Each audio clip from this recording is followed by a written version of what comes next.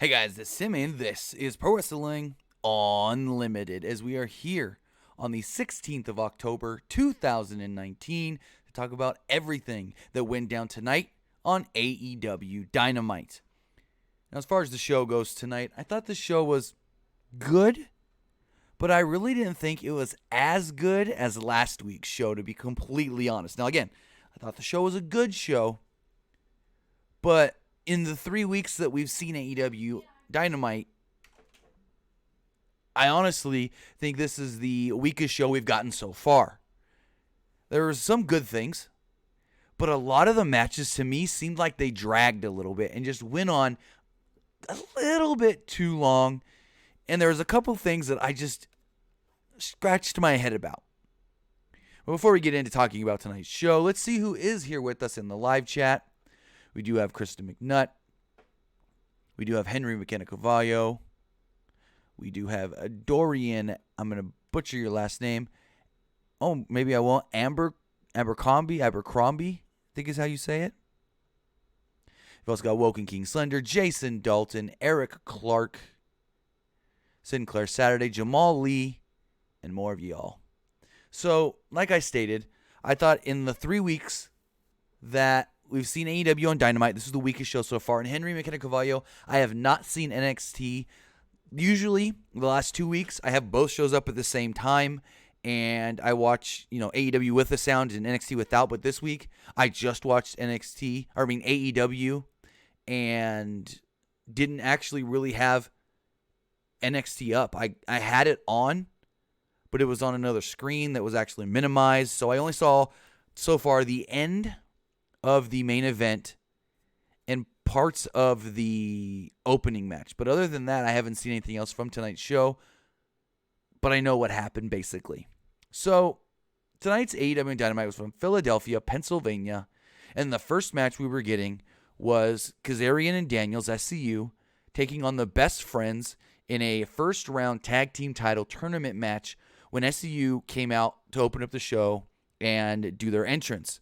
As they're doing their entrance, they get attacked by the Lucha Bros, and Pentagon actually gave Daniels a package pile driver on the ramp.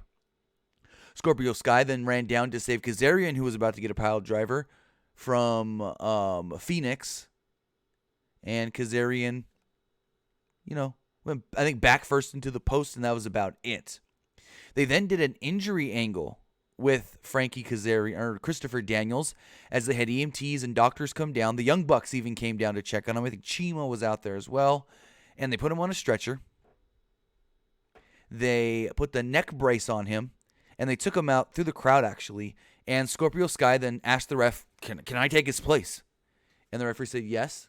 Scorpio Sky grabbed some wrist tape, put the wrist tape on, and jumped in for the match to team with Frankie Kazarian, which it's all good. They're a trio. They were trying to figure out who's going to do this match anyways. Scorpio said that it would be better to have Daniels and Kazarian because they got the experience, but he had to jump in here, and they had a really fun match. So this was all Best Friends early. Kazarian came out firing right hands, but then he got cut off. Chuck Taylor, or Chucky T, whatever you want to call him, hit a package pile driver on Kazarian, who sold his back. Taylor took off one of Scorpio Sky's shoes and threw it into the crowd. Remember that. Best Friends hit a stacked up superplex on Kazarian. Kazarian finally made the tag to Scorpio Sky. Scorpio hit a double stomp. Taylor tried a dive over the top to the floor, but he took out Trent instead. Sky hit a tope con Rio, and Kazarian hit a Rana from the ring to the floor on Chucky T. That just looked perfect. Scorpio Sky then took off his other shoe and tossed it into the crowd, and then a fan threw it back at him. SCU hit a tandem DDT. Only got a 2 count, though, on Trent. Taylor made a blind tag and hit Soul Food on Kazarian. Scorpio Sky jumped in and ate a knee and a couple strikes from the Best Friends. Trent then hit a Doomsday knee off the top to Kazarian. Taylor covered, but Kazarian kicked out. Trent went for a pile driver on the apron, but Sky saved him. Scorpio Sky then sent Taylor into the barricade, and the finish came when Kazarian hit a powerbomb into a dropkick by Sky on Trent Beretta. Kazarian then got the pin. SCU moving on to the next round. So we do know that SCU moves on. Last week we learned the Private Party moves on. And we got one final match here in the tournament coming up later as well. We then got basically an enhancement squash match as Santana and Ortiz of the Inner Circle defeated John Silver and Alex Reynolds. Complete beatdown. Ortiz did some funky karate moves in this match, like poses and stuff, just toying with his opponents. Santana, after the beatdown, Santana hit a top rope cutter on Silver and pinned him for the victory. We then got a good little pre-tape promo here from Jericho. He said Santana and Ortiz, they're pit bulls and street thugs who like to pick your pockets and then kick your ass. He said they want to fight the Young Bucks on November 9th at Full Gear. He then asked the Young Bucks if they accept Le Challenge from Le Champion. We then got a really, really good, this is my favorite thing of the night, really good Cody hype video. It's basically what you would see in one of those Road 2 videos. Very well done. So, Brandy is shown early talking to Cody about media obligations. Cody was basically not paying attention to her. He was preoccupied thinking about Jericho. And Brandy starts, in a little interview segment on this, starts saying, when Cody told me that he wants to challenge Jericho for the belt, he gets very invested in what he wants to do. And I knew we were going to lose him for a couple of weeks, and he was going to be focused solely on that and nothing else. We did get some interviews here from DDP and Cody's mother as well, Michelle Reynolds. They both talked about how driven Cody is when he has his mind set on something. Michelle said Cody had a tough road being Dusty Rhodes' son, having to live up to that. DDP said that Cody is chasing something real, his first world championship. He said that Dusty used to always say that nothing matters except for that first world championship until you get it. MJF would then appear, state that Cody is driven to prove that since he left, quote-unquote, the other place, he's become a top guy. Cody was showed training for this match. This was excellent, very great, different than promo videos we see on other wrestling shows, like any other. And I think it was cool to do this about Cody, but you need to do this about about guys that we don't really know as much about, that these newer fans don't really know, like a Jungle Boy, like a Best Friends, like a Darby Allin. Do these videos like this. Doesn't have to be as long as the Cody one. 2-3 minutes. Just say, hey, Darby Allin, he's challenging Chris Jericho tonight for the championship, but do you really know who Darby Allin is? And do a video in this same kind of production style, hyping him up. Tell us he's been around for this many years in the indies. He's wrestled in all these different promotions. He's, challenged Cody at what was it? Not Fight for the Fallen, but Fyter Fest, and took Cody to the limit. And now he's in the biggest match of his career. Only has to be 2 or 3 minutes, and we can learn about these guys and girls that we really don't know that much about if you haven't followed the indies and seen these guys on the independent scene. So I think this was a good introduction on this show of, hey, we're going to do more videos like this. Here's one about Cody, somebody you know. We're going to listen to the feedback online. And if this gets over well, maybe they do more, like I stated, about lesser-known guys, so we learn about these more lesser-known guys. Like doing one of these about Private Party, especially after they beat the Bucks last week, would be perfect. So then we got the AEW Women's World Championship. No, my bad. AEW Tag Team Title Tournament match. Lucha Bros against Jurassic Express. Unfortunately, while preparing for this match today, Luchasaurus was actually injured. We learned that Luchasaurus has actually suffered a torn hamstring. It's unknown how long he's going to be out of action. Torn hamstring could be weeks. Torn hamstring could be months. We just don't know. And so Marco Stunt took his place in this match. It was, like I said, the Lucha Bros versus Jurassic Express. Stunt and Pentagon started off with a little bit of comedy. Derek Bocek, yes, they did kind of do a video like this for Sammy Guevara, but it was more of, it focused on Sammy, but it also focused on Cody at the same time because they were having the match together. I would like to see something that was just about one new guy. And the thing we saw with Sammy and Cody, it was just taken straight from Road to TNT. So we had seen it already before, but I get where you're coming from. They did do one of these, hyping up Sammy Guevara, and we need more about guys that we may not know about. So this match broke down to a 4-way pretty early. Stunt hit a Hurricane Rana with an assist from Jungle Boy. Stunt hit a DDT and a suicide dive. Jungle Boy then hit an Acai moonsault. The action returned to the ring where the Lucha Bros made a comeback. Phoenix went nuts on both Stunt and Jungle Boy. Then they took Jungle Boy out with a tornillo off the apron.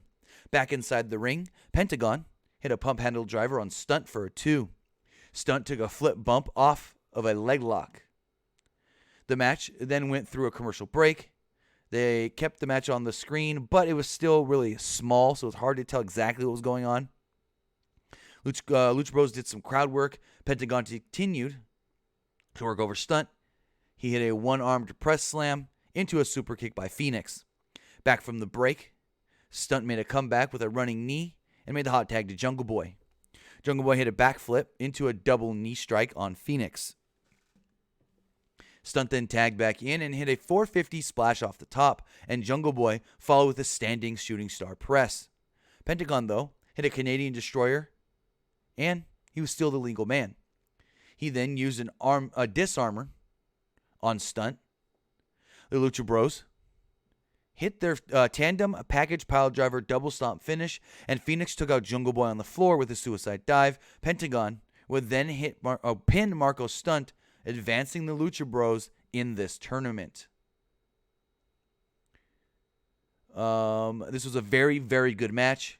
Again, may have gone a little long, but I think these guys really brought it towards the end. So you could argue that it went a little long, but you can also argue that it was perfectly timed.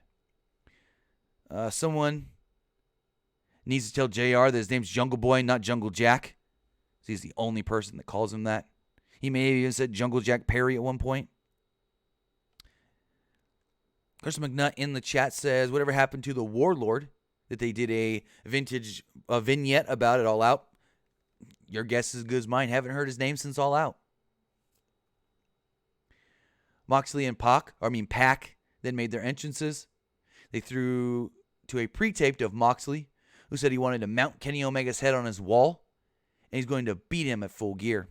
So we got Kenny Omega and Hangman against Pac and Moxley, and goddamn JR. JR starts this off by saying, we've got 4 men in this match. We know Pac and Moxley, they're not the best of friends. Kenny Omega and Hangman, we don't know if they're actually friends. So it is 4 guys just coming together to do battle. And I'm like, Jim, have you never seen Double or Nothing? I mean, my bad. Have you never seen god dang Being the Elite? Kenny and Hangman have been friends for years. Yeah, he may be closer with the Bucks, closer with Cody, but he's still Kenny's friend. Like, what? So Omega and Moxley started off this match when Omega basically attacked Moxley before the bell rang, and the referee called for the bell immediately. Omega and Page got the jump on Pac and Moxley, like I stated before the bell rang. Omega hit a Kataro Crusher, on Pac. He made the blind tag to himself. That's why he got in this match early. Moxley then tagged himself back in. He cut Omega off with strikes in the corner. Moxley hit a knee lift. Omega came back with a snap suplex and tagged in Page. Page hit a pescado to Pac. Pat. I'm just going to call him Pac. Fuck it. To Pac. Then a flying clothesline to Moxley. Page teased a moonsault off the top, but Pac distracted him. Moxley shoved Pac off the top, and Page took a spectacularly looking stupid bump from the post to the apron.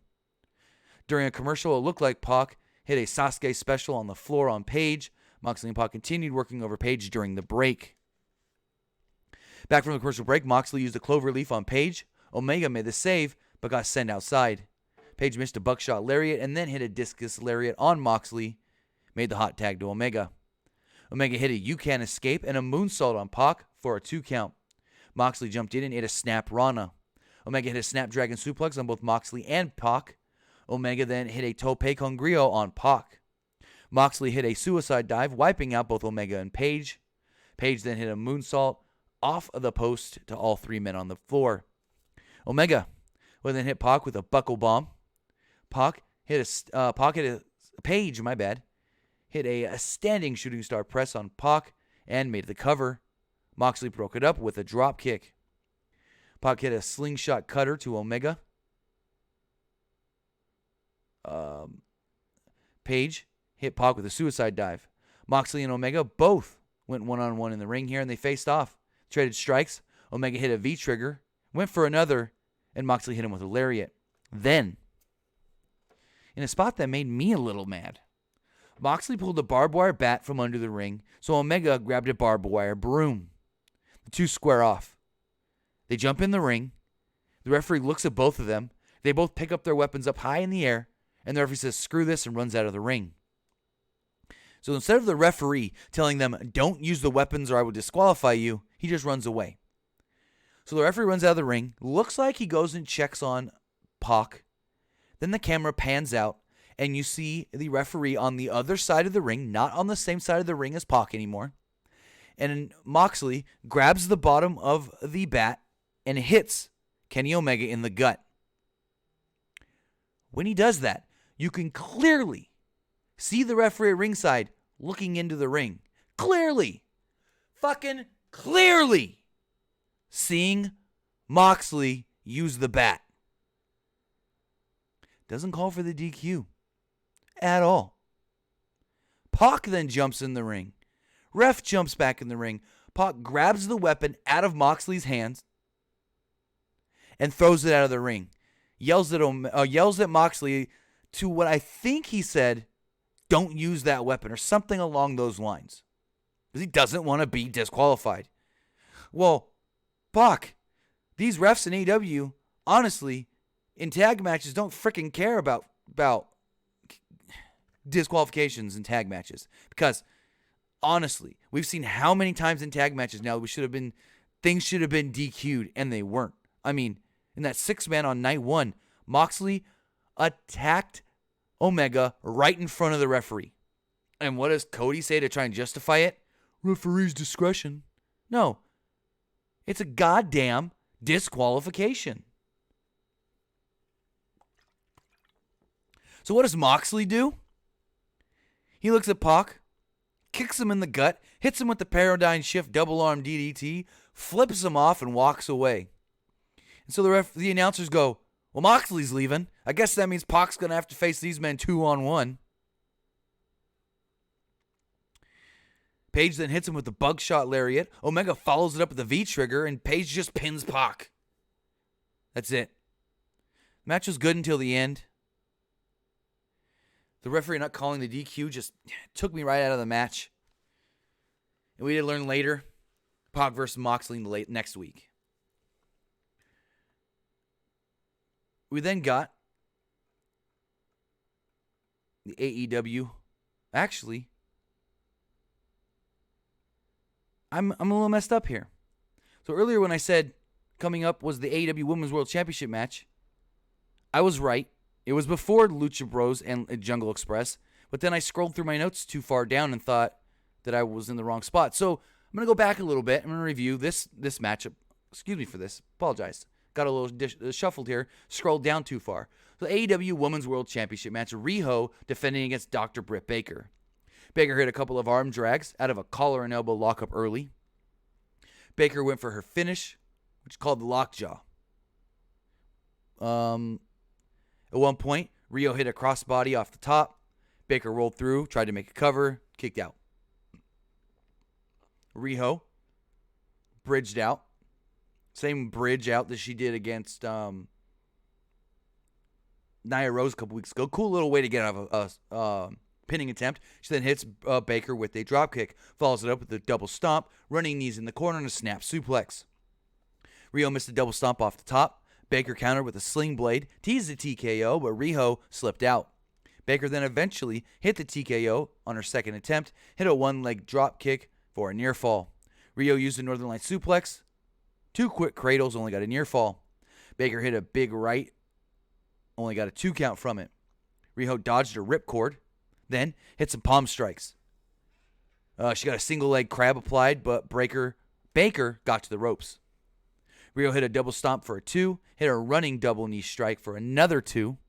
Rijo then went for double knees again, but Baker moved out of the way. Baker then went for her lockjaw finisher, which I guess it's like a Rings of Saturn into a mandible claw thingy. But as she was struggling to get it locked in, Rijo basically crucifix rolls her up. 1, 2, 3. Boom. Rijo retains the title. Then we move on to our main event. AEW World Championship match. Chris Jericho against Darby Allin in a Philly Street fight. So Allin hit a drop kick to open up the match right at the bell and really took it to Jericho early. He got a double leg takedown and started hitting Jericho with some strikes. Little clunky early where Allin clotheslined Jericho to the floor. Kind of couldn't get him over the top rope at first. Allin then hit a dive to the floor. Back in the ring, Jericho cut Allin off. He hit him with a kick and a back suplex. Allin got a hope spot here, though, with a Canadian Destroyer, but Jericho, again, was able to cut him off with strikes. Jericho threw Allin through the ropes to the floor as we went to the final break of the show.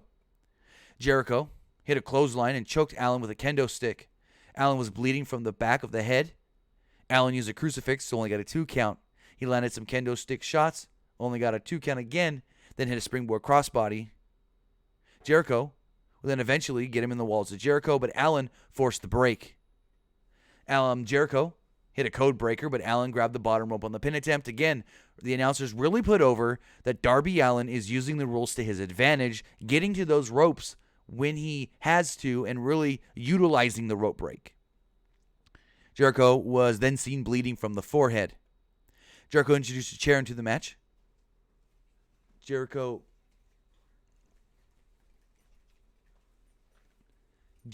then hit Allin with a chair and teased the lawn darting him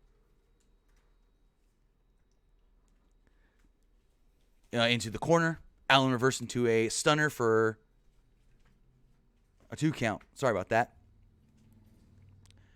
Jericho got the walls of Jericho in, but Allin again forced the rope break. Jericho pulled a roll of tape from under the ring and taped Darby Allin's hands behind his back. Allin dodged a charge into the corner and then hit a quebrada with hands behind his back, only got a 2 count. Allin then hit a suicide dive, then a senton bomb off the top, again only got a 2 count, all with his hands tied behind his back. Jericho then grabbed Allin's skateboard. He powerbombed Allin on the skateboard for a near fall. Jericho swung the chair. Allin ducked and dropkicked the chair into Jericho's face.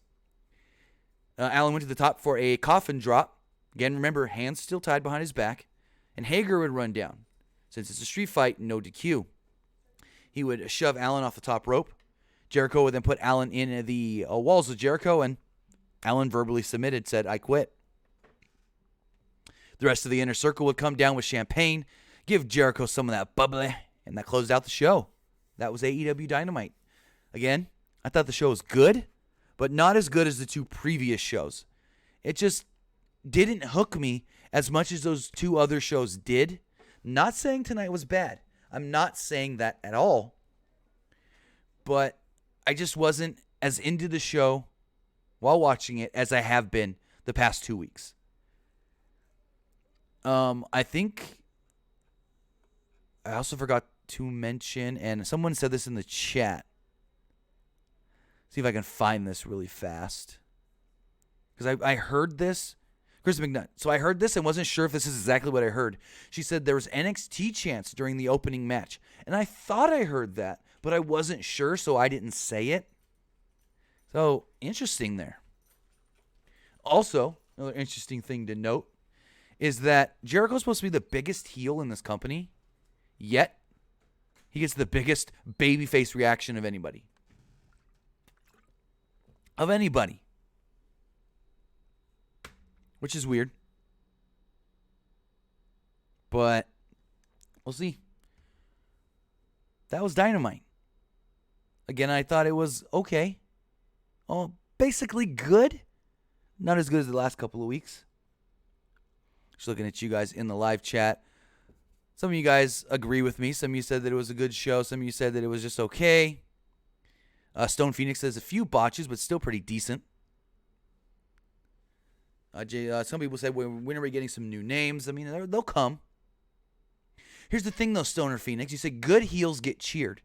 No, good heels do what they have to do to get the fans to boo them, even if the fans want to cheer them.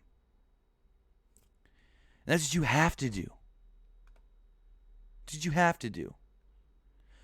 Kristen, I'm trying to look into this.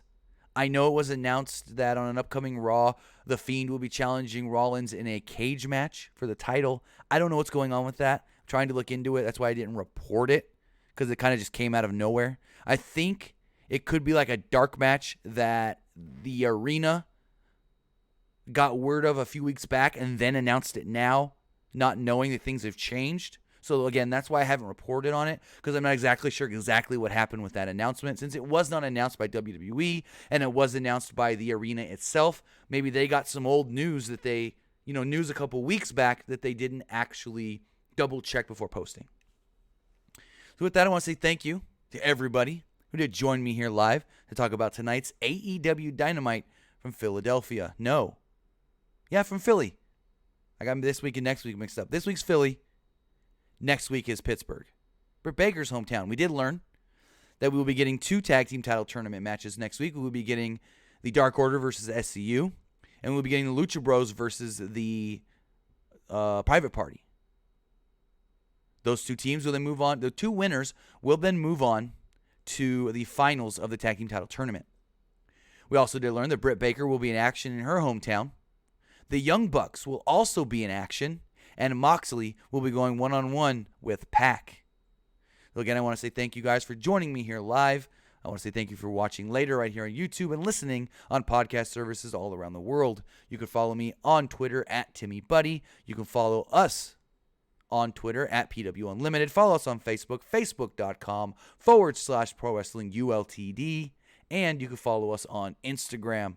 I will be live again tomorrow morning at about 10 a.m. Pacific time to run down tonight's NXT. Thank you guys, and have a great night.